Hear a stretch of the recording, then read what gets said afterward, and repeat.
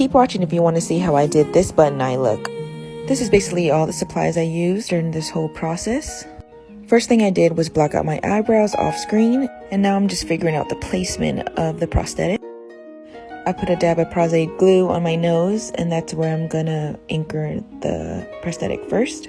Once it's glued, it's very important to figure out the placement of the prosthetic and where it would fit the best. Everyone's face is different, so you just kind of want to fiddle around until it looks good. Just make sure not to put the prosthetic too high up or it's gonna look weird. The bottom part of the eye socket should be around your cheekbone. Once you figured out placement, you can start gluing the middle part of the piece down.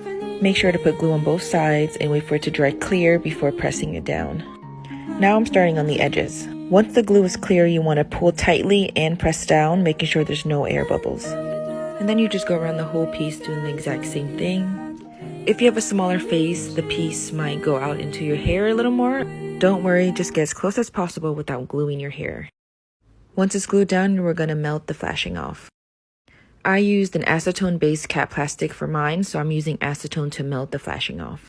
If yours is 99% alcohol based, you would use 99% alcohol to melt the edges off. Once the flashing is off, we're now going to melt the edges with acetone to make it blend into the skin. Since the cap plastic is thin, it should be super easy to blend in. Once the edges are good, I apply a layer of Prosaide around the edge just to seal it.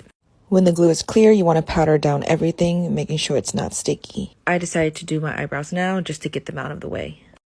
I'm a lot tanner, so I'm just trying to color match my skin to the prosthetic. The best paint to use is alcohol activated paints, but you can use foundation or cream based paints as well. My lighting was bad, so I ended up going to the bathroom to finish. I added some blush, and this is how it turned out. To get the buttons to stick, I added Prosaide glue to the edges of the eye socket and the button. Here I'm just showing off the seamless edges and how the prosthetic fit on my face. Once again, it will fit different for everyone. This is kind of what it looks like with the buttons in. And you're all done.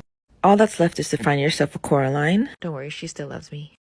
Now for my favorite part, taking it off. I hope this helped anyone who wanted to do this, and if you have any questions, just let me know.